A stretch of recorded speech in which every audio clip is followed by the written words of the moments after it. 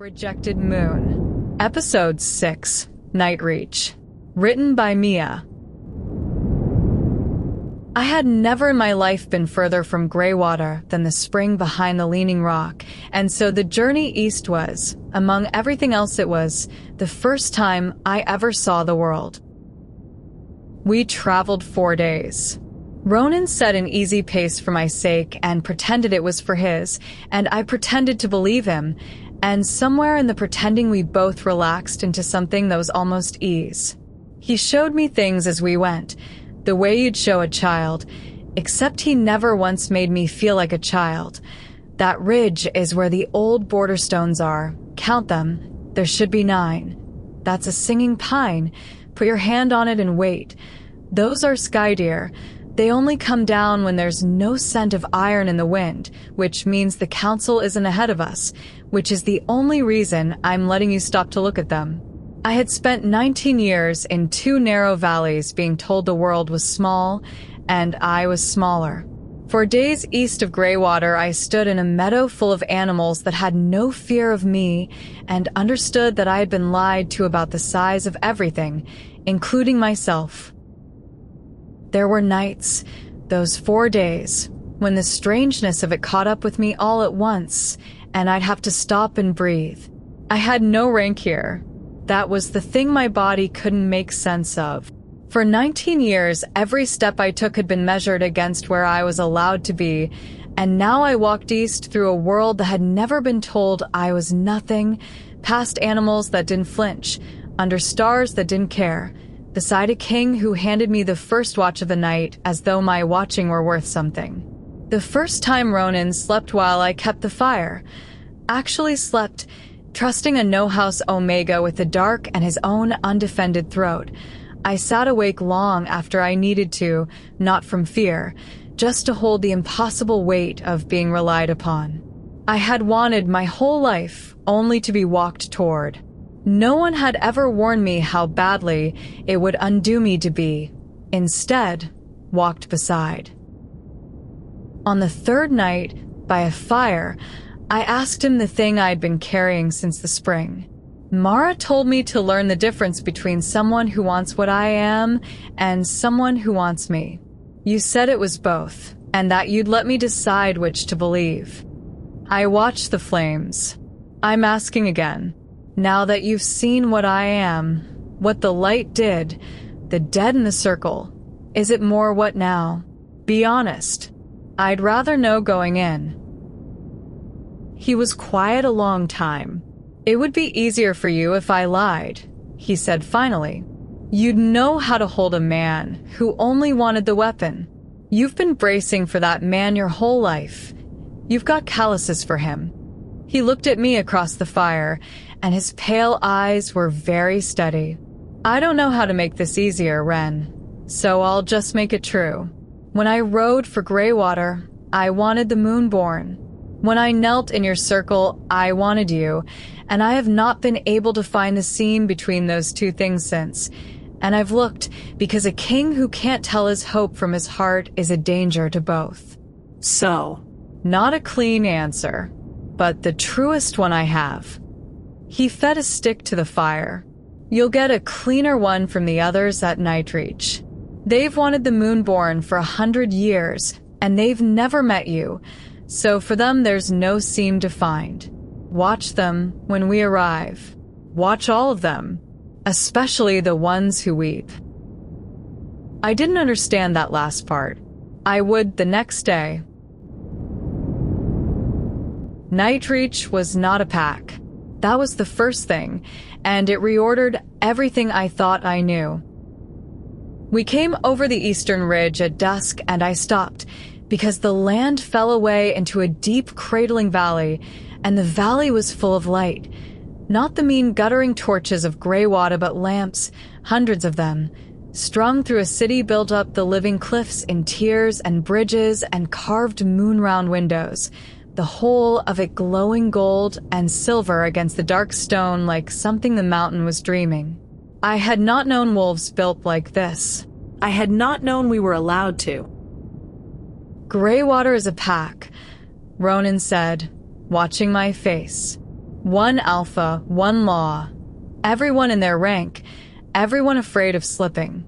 Most of the wolf world is packs. It's how the council likes us, small and frightened and busy keeping each other down. He nodded at the glowing city. Nightreach is what happens when wolves stop being a pack and start being a people. No alpha. A council, an argument, 100 different jobs, and nobody born into the bottom of anything. We're the last free city, Wren. The council has spent 2 centuries trying to put us out, the way they put out your kind, because a free thing teaches other things to want to be free, and that's the most dangerous fire there is. His voice gentled. Your mother would have been safe here. I want you to know that. If she'd run east instead of hiding you west, the Moonborn line would have had a home. We were the one door that would have opened. She didn't know. By her time, no one remembered Nightreach still stood. I looked at the impossible glowing city, the home my mother could have had and never knew existed, and I had to look away before he saw what it did to me. They were waiting in the high court when we came up through the lamplit tiers. Not a throng. Ronan had sent word ahead to keep it small, but enough. 30, 40 of the city's voices, ranged on the worn stone benches of a moon-round chamber open to the sky. And when I stepped into the lamplight, the last of the Moonborn, a no-house Omega in a dead woman's gray dress with her mother's bitten moon at her throat. They wept. Not all of them, but enough that it stopped me cold. Old wolves and young ones, hard-faced fighters and women with children on their hips, and as I came into the round chamber, a sound moved through them like wind through wheat, an exhalation that was half a sob, and an old man in the front row put his face in his hands and shook, and a woman reached out as I passed and touched the hem of my borrowed dress as though it were a holy thing, and then pressed her fingers to her lips. Watch the ones who weep, Ronan had said. Because they weren't weeping for me. How could they be? They'd never met me. They were weeping for what I was, for 100 years of a hope they'd kept alive in the dark, for grandparents who died saying the Moonborn will come again, and the peace will hold, for a war so long and so total that the sight of a frightened girl with the right blood in her veins could break 40 hardened people open like an answered prayer. It was the most love I had ever been shown in my life, and not one drop of it was for me, Wren, the person, and I stood in that beautiful chamber, wearing it like a borrowed dress that didn't fit, and I understood Mara's warning all the way down for the first time. This is the danger, I thought. Not the council, not the warden. This. Being loved this much for a thing that isn't you. It would be so easy to let it be enough. It would be so easy to disappear into being their hope and never once find out who I'd have been without it. The seer found me after, when the court had thinned. She was old beyond Mara, older than anyone I'd seen, blind white in one eye, and the city called her the speaker, and she did not weep. That was why I trusted her a little before she'd said a word. She looked at me like a person and not a prophecy. You heard it, she said. Not a question. In the chamber. You heard how much we want you, and it frightened you more than the Iron Grey did. Good. You're cleverer than your mother. She was brave, and it killed her. You're suspicious, and suspicion lives longer. She lowered herself beside me. So I'll tell you the thing the weeping ones won't, because they need the hope too badly to look at it straight. We don't want you to win a war, child. We want you to end one. There's a difference, and it's going to cost you everything, and you should know the shape of it before you let these good people love you into a corner. Then tell me the shape, I said. The council isn't the enemy. She said it flatly, and it landed like cold water, because the council was the thing that had hunted my mother, the Iron Grey, the warden, the whole architecture of my fear. Oh, they think they are. They've spent 2 centuries hunting the Moonborn and burning free cities, certain they're keeping order. But they're a fever, not the disease.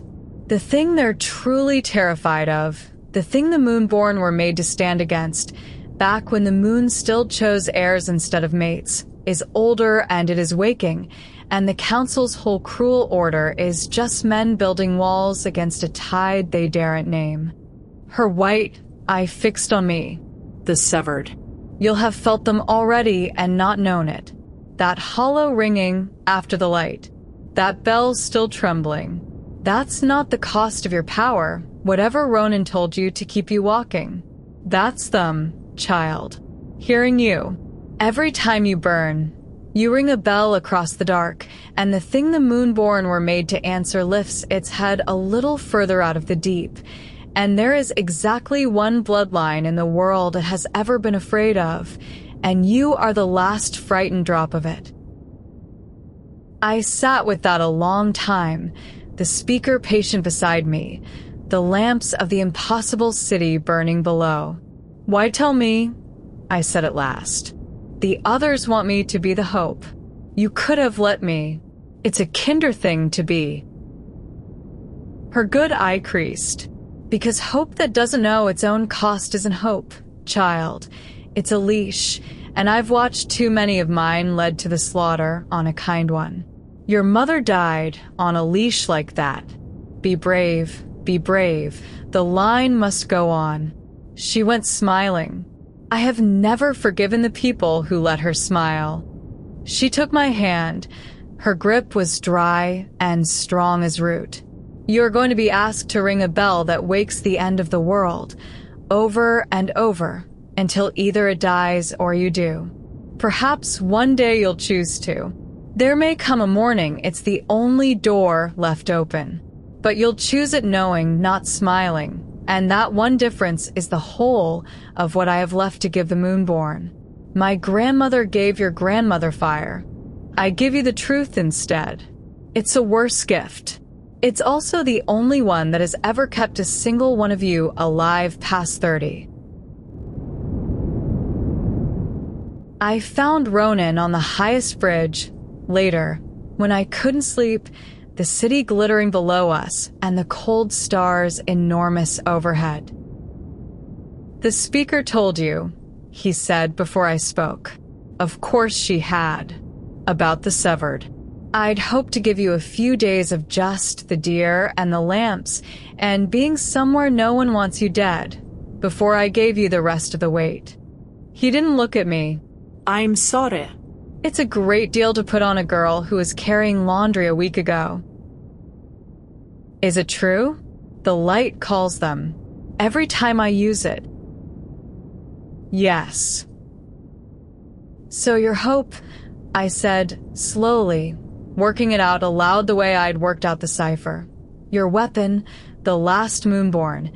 Every time I become the thing you've waited 100 years for, I wake the thing you're actually afraid of. I'm not the cure. I'm the bait. My voice didn't shake. I was proud of that, distantly. That's the seam, Ronan. That's the difference between wanting me and wanting what I am. The thing you want. The Moonborn who ends the war, and the person standing here. The girl who'd have to ring that bell over and over, knowing what comes. Those aren't the same person, and one of them survives this, and one of them doesn't, and you need the one who doesn't. He turned to me then, and there was something wrecked in his face, the same thing I'd seen on Kale's, the look of a man caught exactly between his hope and his heart with no seam to hide in. Yes, he said. It cost him to say it. I could see it cost him. That's the shape of it. That's what I couldn't make easier. He stepped closer, and the wind off the cliffs moved between us. And here is the part one haven't told the speaker, or the council, or anyone, because a king isn't allowed to want it. I've spent 100 sleepless nights planning how to use the Moonborn to end the severed.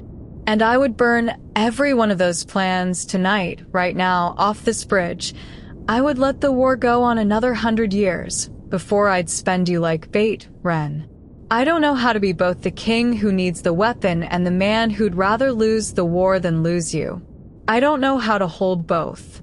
But I wanted you to know that on the nights it matters, when it's only me and the dark and the choosing, the man wins.